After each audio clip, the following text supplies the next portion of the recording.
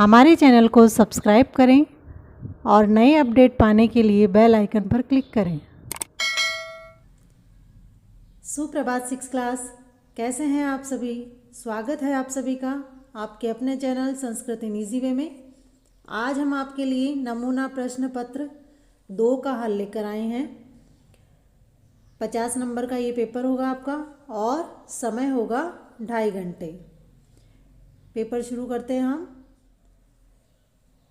प्रश्न 1, बहुवैकल्पिक प्रश्न। बहुवैकल्पिक प्रश्न है वस्तुनिष्ठ प्रश्न जिसमें 4 ऑप्शन दिए हुए हैं। इनमें से कोई एक सही हमें चुनना है। पहला पूछा गया है स्थालिकाः इति पदस्य अर्थमस्ति। इस पद का अर्थ क्या है। उत्तर होगा इसका ब, थालियाँ। नंबर 2, विद्यालय पठनाय विशेष व्यवस्था कस्मै कृती वर्तते। उत्तर हो जाएगा इसमें पूर्णः। नंबर 3, ध प्लस आ प्लस व प्लस अ प्लस त प्लस अह इत्यस्य सम्यक वर्ण संयोजनम अस्ति। वर्ण संयोजन क्या है विच्छेद का, उसमें आपके लिए उत्तर हो जाएगा धावताः। नंबर 4, प प्लस उ प्लस र प्लस आ प्लस ण प्लस आ प्लस न प्लस ई इति अस्यं सम्यक वर्ण संयोजनम अस्ति। यहाँ भी विच्छेद का वर्ण संयोजन हमें बताना है। इसमें आपके उत्तर होगा पूर्णानानि। अब है नंबर 5, सीव्यति इति पदस्य वर्ण विच्छेदम किम। यहाँ वर्ण विच्छेद क्या है सीव्यति पद का। उत्तर हो जाएगा इसमें द, स प्लस ई प्लस व प्लस य प्लस अ प्लस त प्लस ई। प्रश्न 6 पूछा है मम इति पदस्य बहुवचनम अस्ति। इस पद का बहुवचन क्या है। उत्तर होगा इसमें अस्माकम।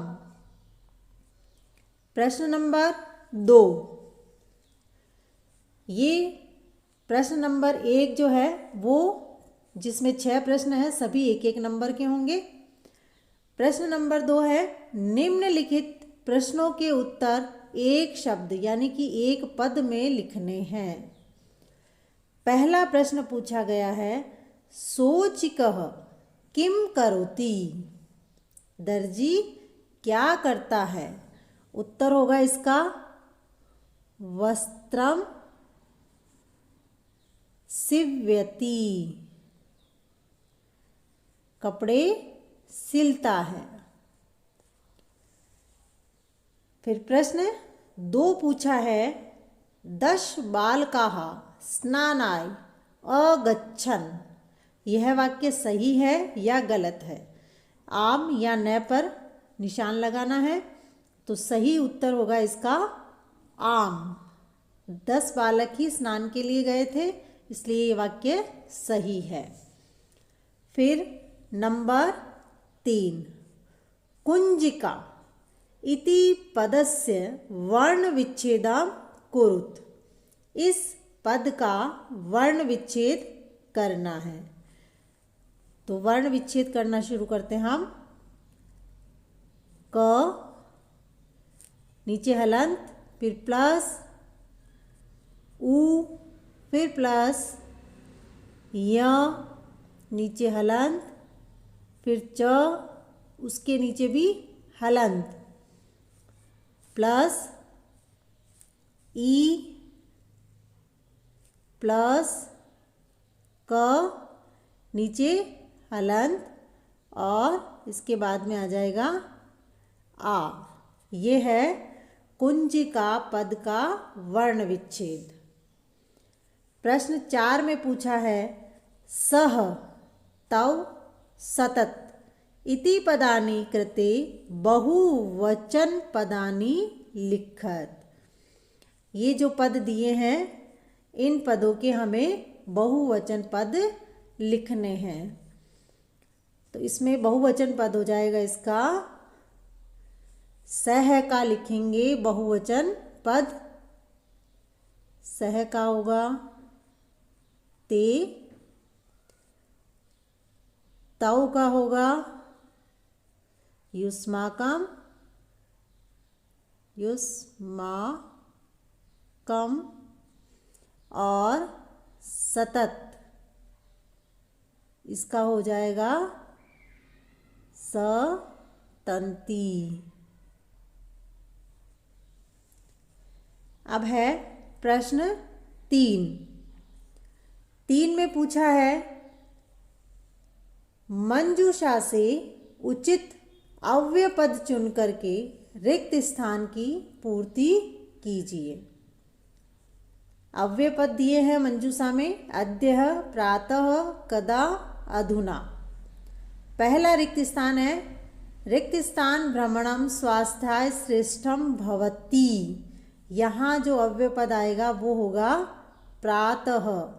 सुबह के समय घूमना स्वास्थ्य के लिए श्रेष्ठ होता है।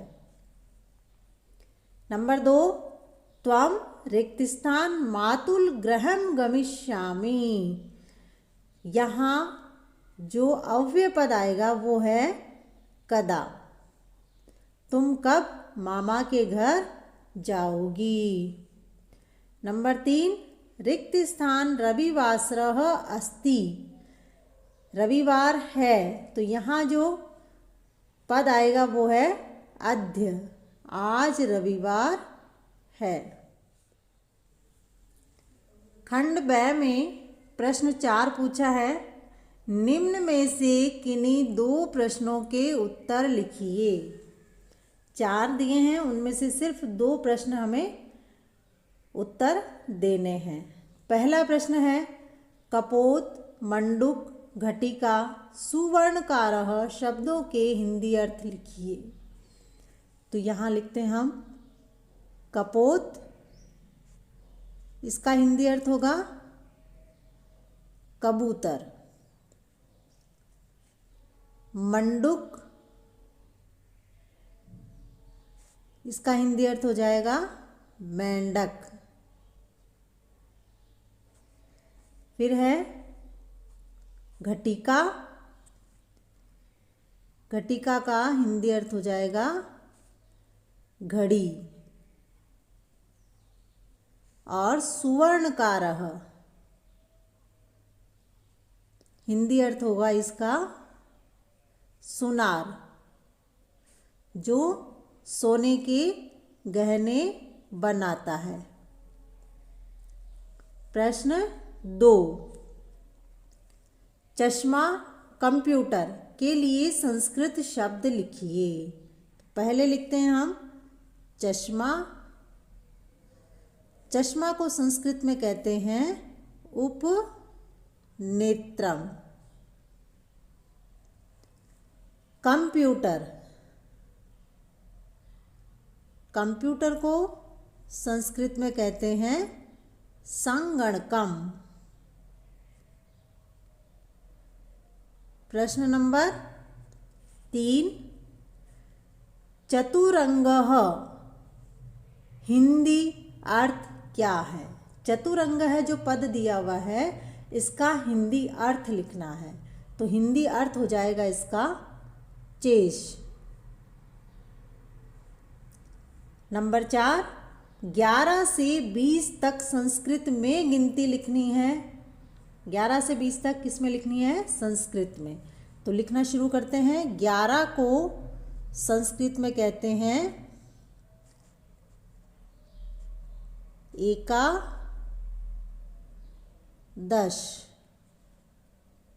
12 को कहते हैं द्वादश। 13 को लिखते हैं संस्कृत में त्रयोदश।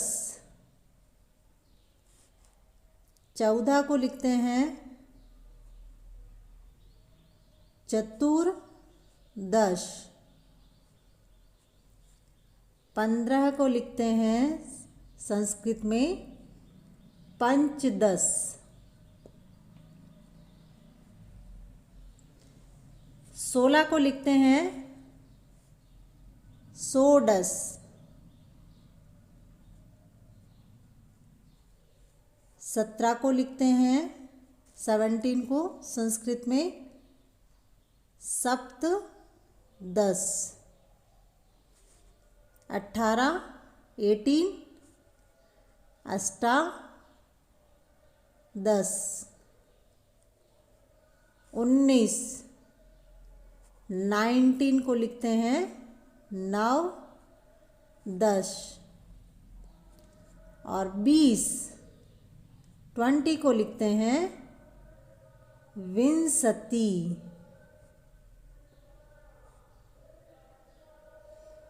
इसके बाद में अगला प्रश्न। प्रश्न 5, वचन के अनुसार सह, तौ, ते उचित सर्वनाम पद चुनकर रिक्त स्थान की पूर्ति कीजिए। ये प्रश्न आपके 2 नंबर का आएगा। इसमें जो कोष्टक में शब्द दे रखे हैं इनमें से ये रिक्त स्थान यहाँ पूरे करने हैं। पहला इसमें दिया है रिक्त स्थान चलंती। अब चलंती क्रिया शब्द है और ये बहुवचन है, तो इसको हल करने के लिए हम यही देखेंगे कि क्रिया किस पुरुष की है और किस वचन की है। तो ये प्रथम पुरुष बहुवचन है, तो इनमें से प्रथम पुरुष बहुवचन जो शब्द आएगा इसमें सर्वनाम वो होगा ते। फिर गायती, यह प्रथम पुरुष एक वचन है और इसके लिए प्रथम पुरुष एक वचन इसमें होगा सह। नंबर 6, कोष्टक से उचित पद चुनकर वाक्य पूर्ति कीजिए। कोई 2, ये भी 2 नंबर का होगा। 2 आपको करने होंगे, इनमें से हम चारों को हल कर रहे हैं। पहला रिक्त स्थान चलती। चलती एक वचन है, इसीलिए एक वचन इसमें आ जाएगा नौका। नंबर 2 में उत्पतंती, यह बहुवचन है तो यहाँ बहुवचन होगा मक्षिकाः।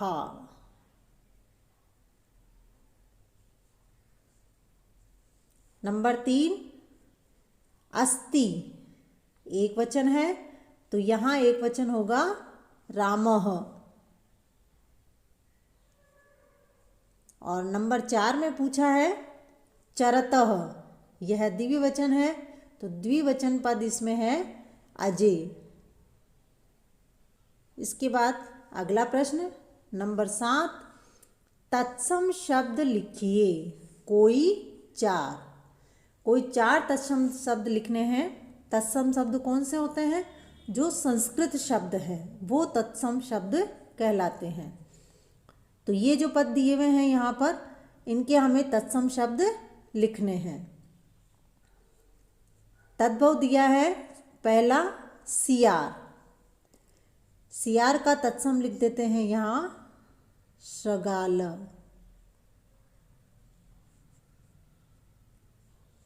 इसके बाद में मक्खी। मक्खी का तत्सम है मक्षिका। नंबर 3 बंदर, इसका हो जाएगा वानरः। बगुला, तत्सम शब्द होगा इसका बकः। नाक, नाक का तत्सम होगा नासिका। और कौवा, कौवा का तत्सम होगा काकः। ये भी आपके 2 नंबर का होगा, इसमें से कोई 4 आपको करने होंगे। खंड 6 प्रश्न 8, निम्नलिखित प्रश्नों में से किन्हीं 3 प्रश्नों के उत्तर संस्कृत में एक वाक्य में लिखिए। यह प्रश्न आपके 6 नंबर का होगा, 6 मार्क्स का। इसमें सिर्फ आपको 3 प्रश्नों के उत्तर देने होंगे। हम यहाँ पूरे 6 प्रश्न हल करेंगे। प्रश्न 1, शृगालस्य स्वभावः कीदृशः भवति। उत्तर होगा इसका, उत्तर लिख करके फिर लिखना है हमें। शृगालस्य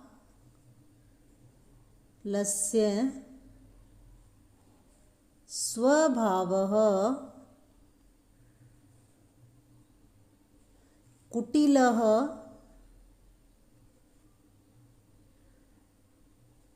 भवति।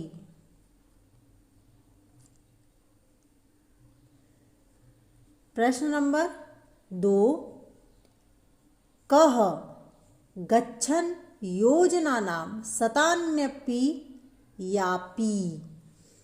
इसका उत्तर हो जाएगा पिप्पी लकः।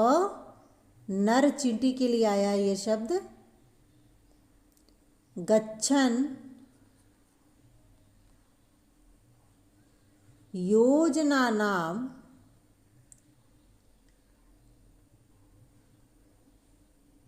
शतान्यपि यापि। प्रश्न नंबर 3, वचने किं न कर्तव्यम्। इसका उत्तर लिखेंगे वचने दरिद्रता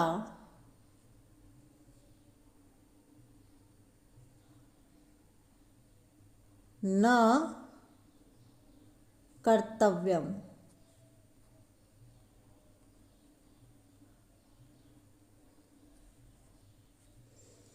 प्रश्न 4, बैडमिंटन क्रीडायां फेकनस्य सहभागिनी का अस्ति। बैडमिंटन खेल में फेंकन की सहभागिनी कौन थी। उत्तर होगा इसका, लिखते हैं यहाँ, बैडमिंटन क्रीडायां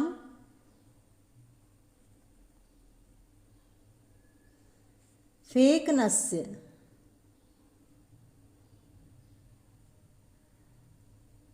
सहभागिनी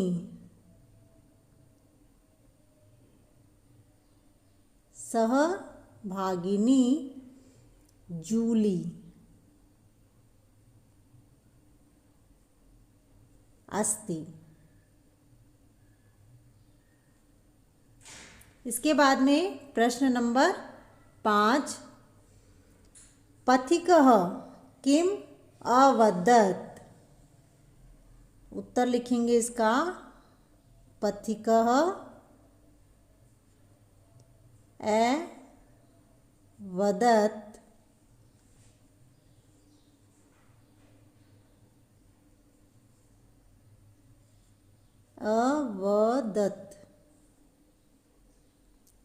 क्या बोला पथिक ने, दशम त्वम असि। 10वें तुम हो। प्रश्न नंबर 6, बालकाः स्नानाय कुत्र अगच्छन्। उत्तर लिखेंगे इसका, बालकाः स्नानाय नदीम अगच्छन्।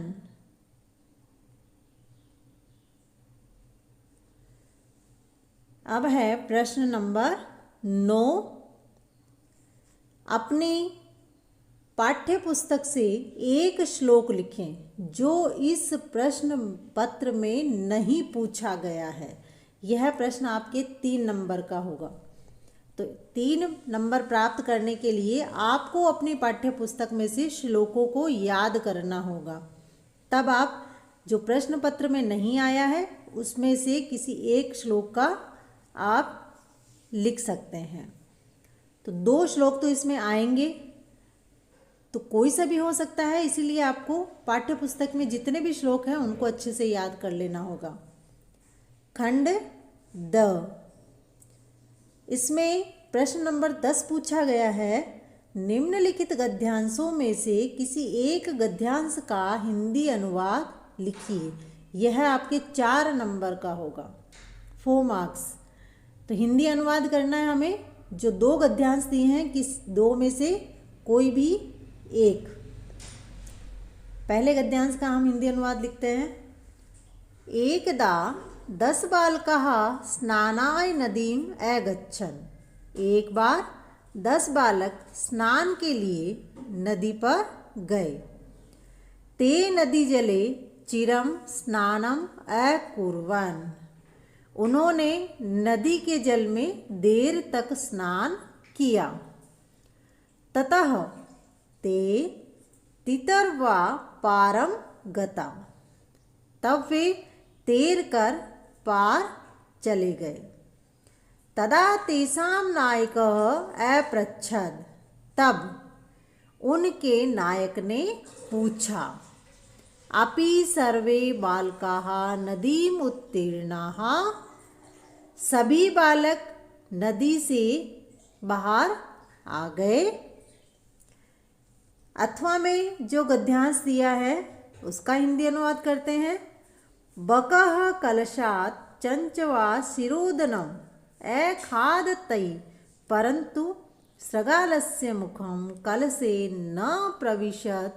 अतः बकः सर्वं शिरोदनम अखादत्।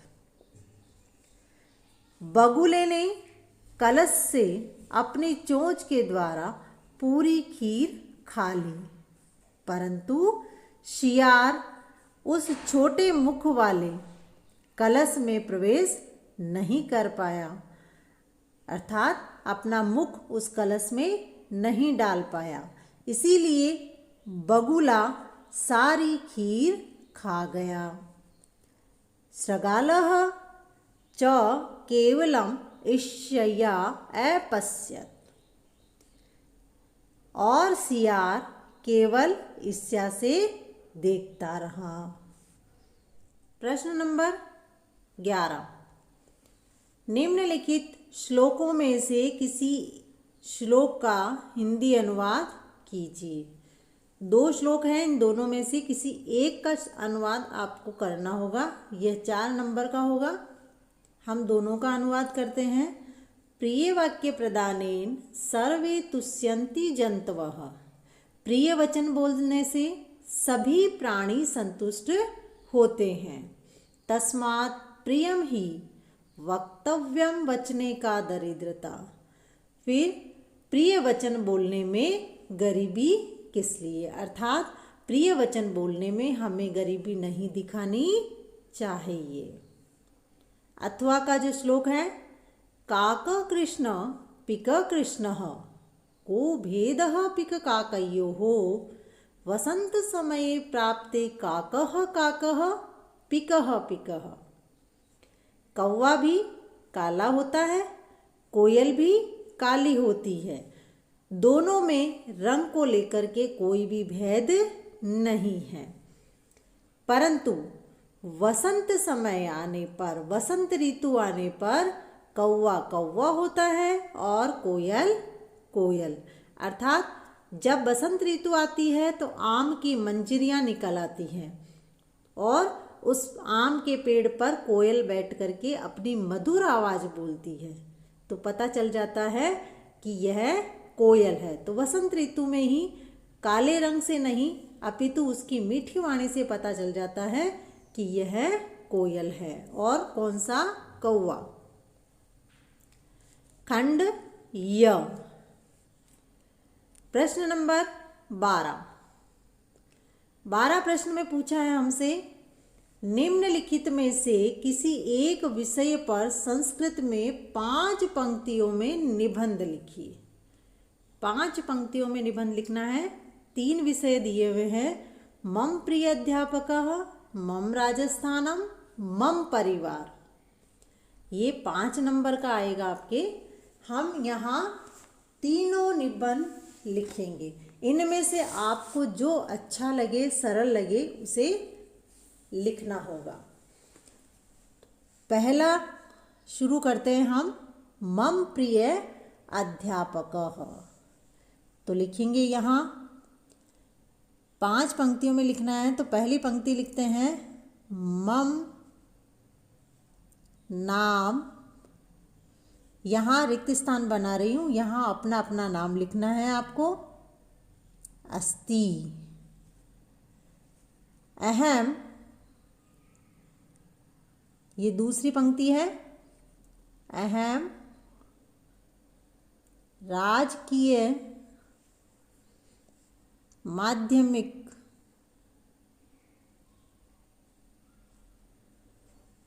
विद्यालये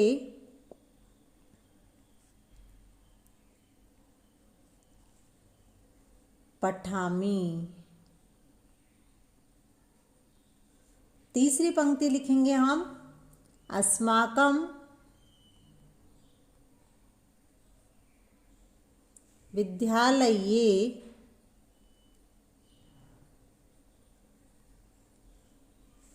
त्रिंशत्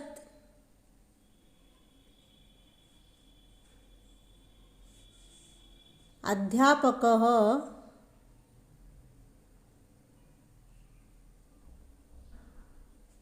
अध्यापिका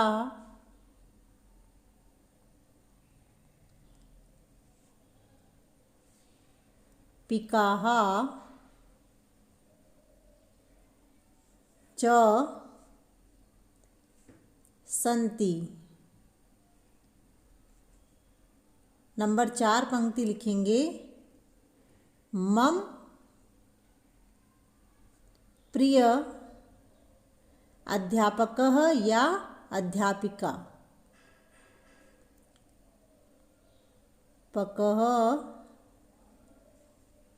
जो भी आपके प्रिय अध्यापक हो उनका नाम यहाँ लिखना है। उसके बाद में लिखना है अस्ति। और अंतिम पंक्ति लिख देंगे हम, सह स्नेहेन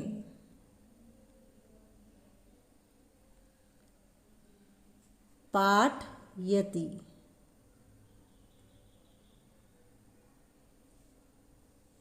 ये निबंध हुआ हमारा मम प्रिय अध्यापक। अब हम निबंध लिखेंगे मम राजस्थानम। शुरू करते हैं यहाँ मम राजस्थानम में लिखने। तो लिखते हैं सबसे पहले, मम राजस्थानम वीराणाम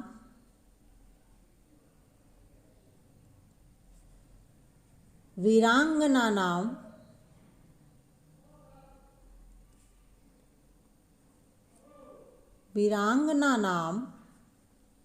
च भूमि अस्ति। 2 में लिख देंगे, जयपुर नगरम राजस्थान प्रदेशस्य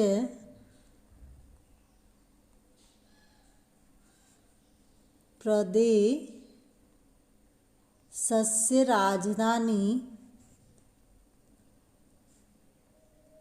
वर्तते।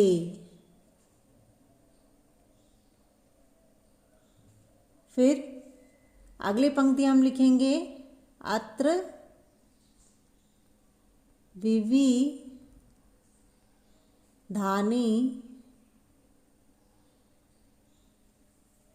ऐतिहासिक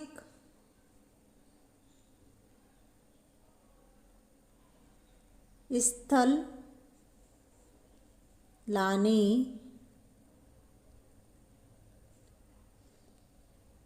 अस्मभ्यं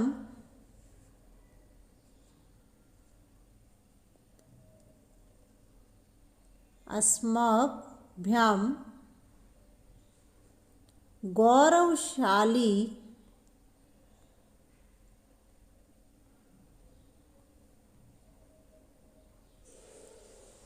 इतिहास सस्य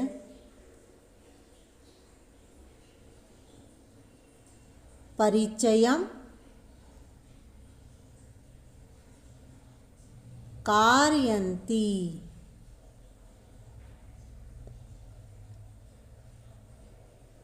इसके बाद में अगली पंक्ति लिख देंगे, राजस्थाने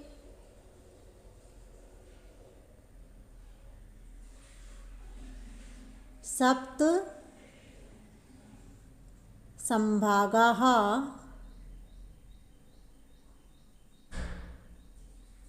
सन्ति।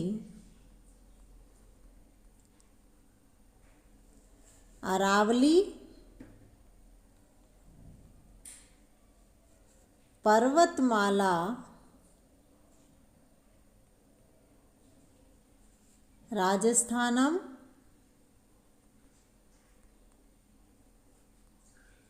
द्विभागयोः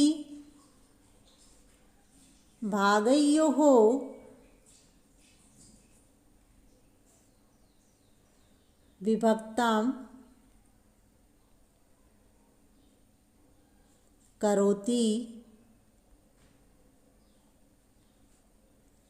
विदेशिकाः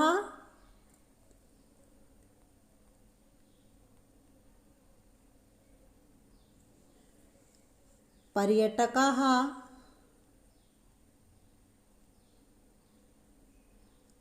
अपि गौरवशाली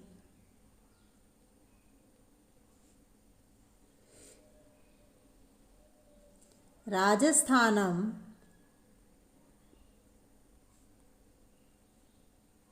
नमन्ति।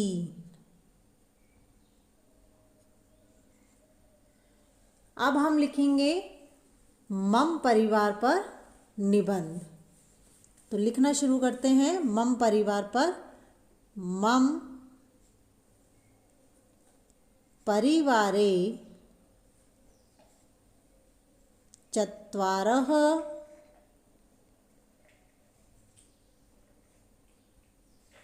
सभ्या विद्यन्ते।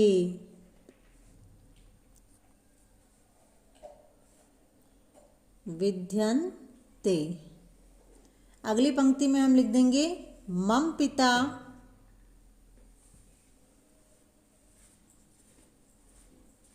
निवृत्तः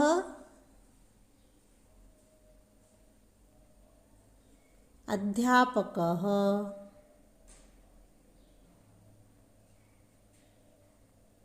अगली पंक्ति में लिखेंगे मम माता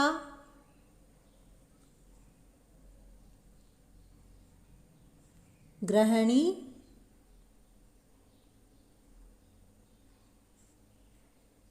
अस्ति। सा संपूर्णं गृह कार्यम् अनुतिष्ठति।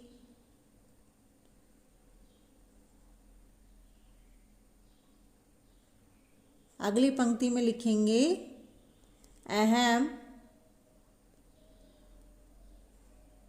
सप्तम कक्षा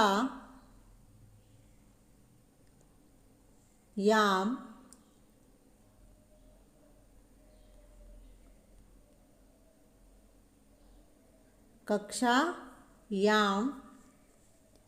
अध्ययनं करोमि।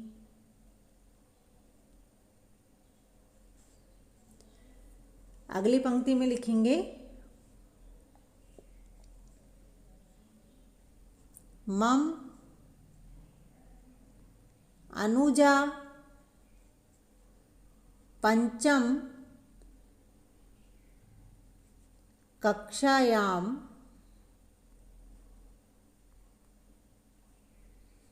पठति। वयं सर्वे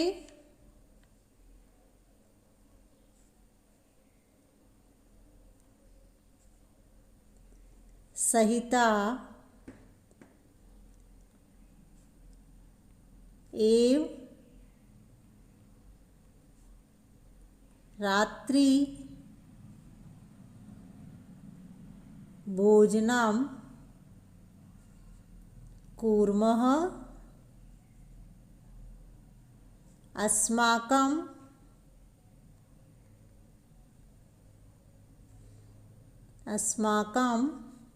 परिवारं सुखमयम।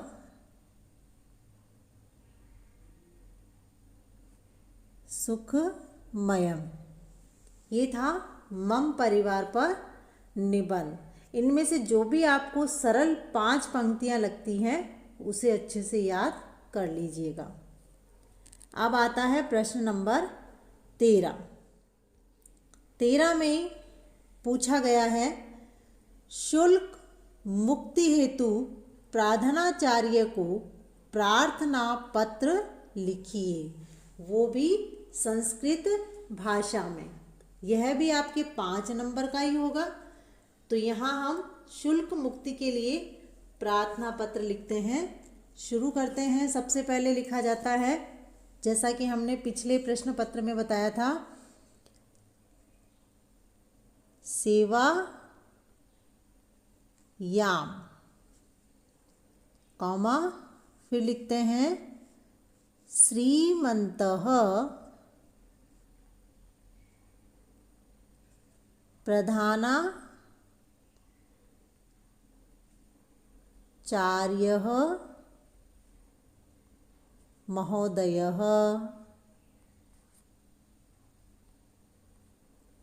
फिर लिखेंगे कोमा और किसी भी विद्यालय का नाम या अपने विद्यालय का नाम, किसी भी अर्थात अगर प्रश्न पत्र में आया है तो उस विद्यालय का नाम लिखेंगे, नहीं तो हम अपने विद्यालय का लिख सकते हैं। तो लिख देते हैं, यहाँ हम लिख रहे हैं राजकीय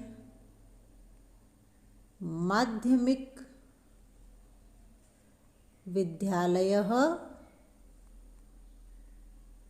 अब ये विद्यालय कहाँ आया हुआ है, इसके लिए हम नगर लिख देते हैं यहाँ जोधपुरम, पूर्ण विराम। लिखेंगे सबसे पहले इसमें विषय। विषय क्या होगा? शुल्क मुक्ति के लिए प्रार्थना पत्र लिखना है। तो लिखेंगे शुल्क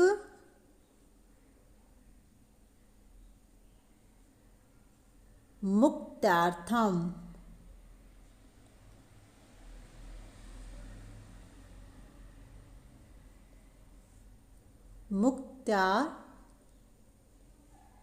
शुल्क मुक्तये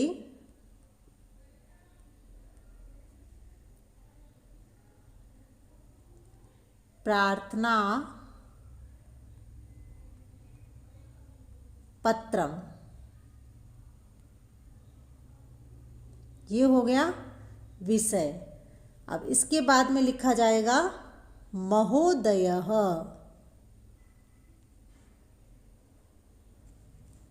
महोदयः, फिर लगा देंगे कोमा और शुरू करेंगे यहाँ नीचे वाली लाइन से,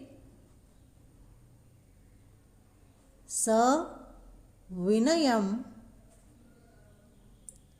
प्रार्थये यत् अहं श्रीमन्तः विद्यालये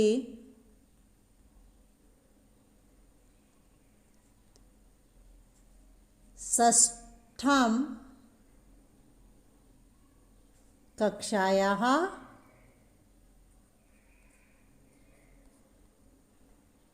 छात्रों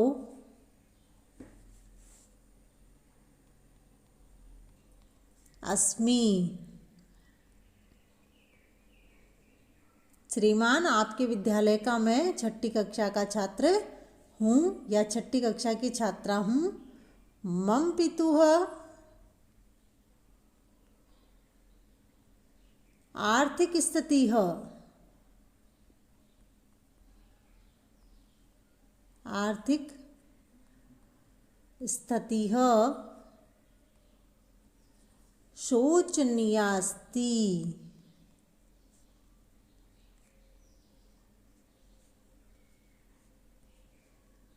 निया अस्ति।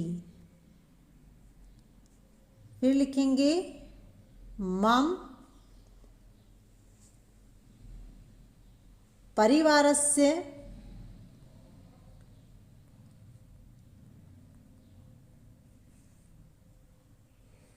आर्थिक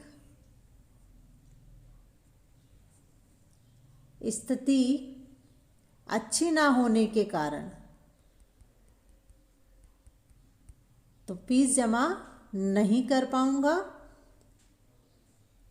तो लिखेंगे अहम विद्यालयस्य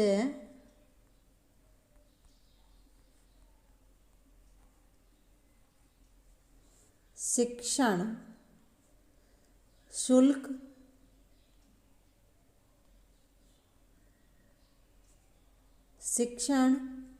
शुल्कं प्रदातुम् असमर्थो अस्मि।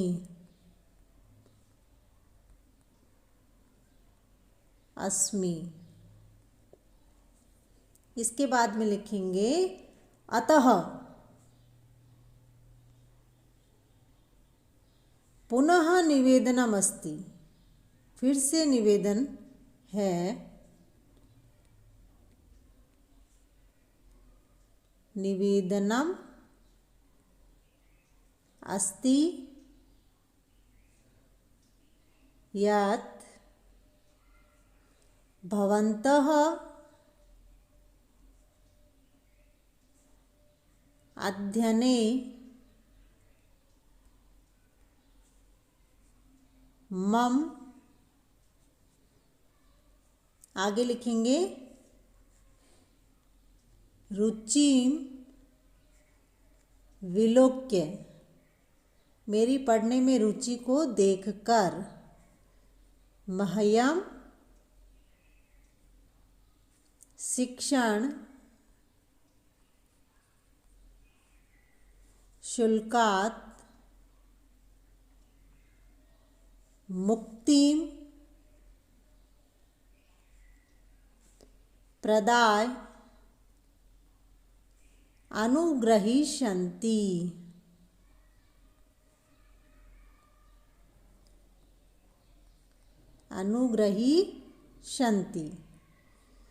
इसके बाद में नीचे लिखी जाएगी दिनांक, जिस दिन यह प्रार्थना पत्र लिखा जाएगा उस दिन की दिनांक, और इसी के सामने लिखेंगे भवदा ज्ञाकारी शिष्यः, और स्त्रीलिंग में लिखेंगे भवदा आज्ञाकारिणी शिष्याः। फिर यहाँ अपना नाम और कक्षा षष्ठम। इसी प्रकार से दूसरा प्रार्थना पत्र पूछा है, स्थानांतरण प्रमाण पत्र हेतु प्रधानाचार्य को प्रार्थना पत्र लिखिए। स्थानांतरण के लिए पिताजी का स्थानांतरण हो गया है तो हमें प्रार्थना पत्र लिखना है।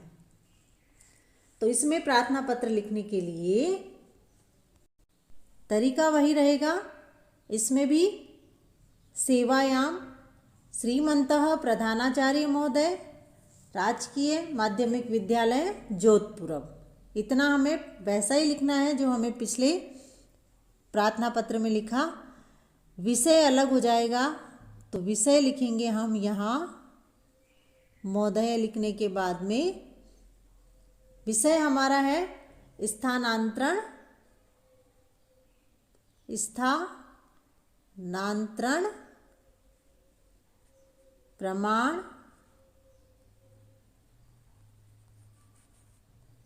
पत्रम प्राप्तुम प्रार्थना पत्रम।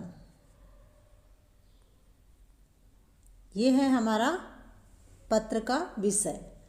अब लिखेंगे नीचे महोदयः, इसमें भी ऐसे ही कोमा लगाएंगे और स्टार्ट करेंगे। सविनयम निवेदनम अस्ति यत् मम पिता अत्र लिपिकः अस्ति।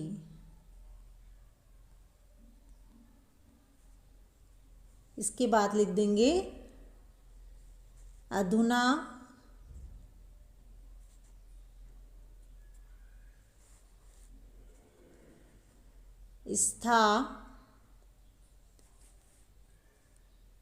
अधुना तस्य स्थानांतरणम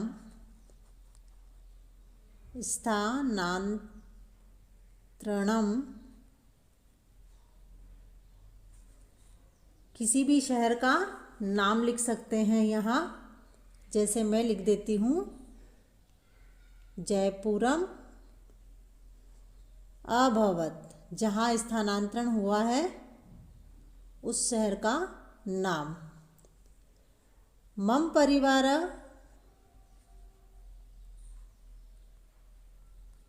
वारः मम पित्रा सह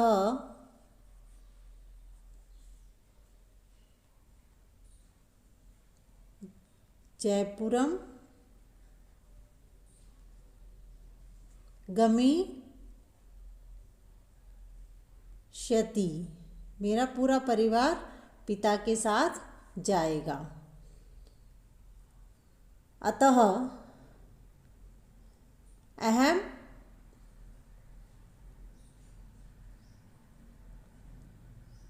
मैंने अस्मात् विद्यालयात्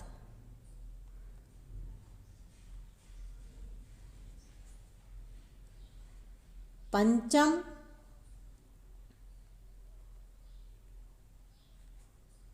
कक्षाम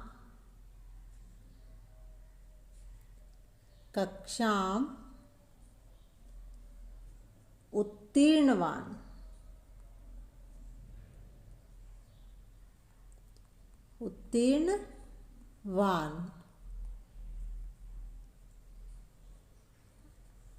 षष्ठम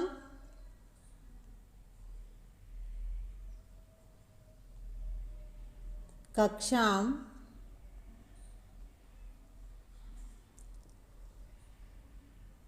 अहम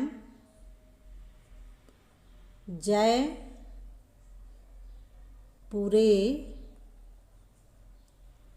पठिष्यामि। छठी कक्षा में जयपुर में पढ़ूंगी। अतः महाम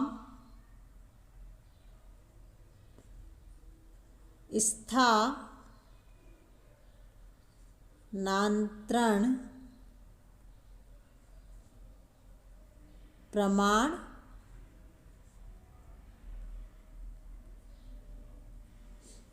पत्रम प्रदाय अनुग्रही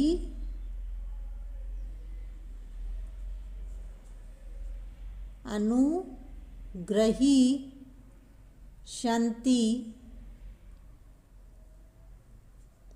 भवन्तः।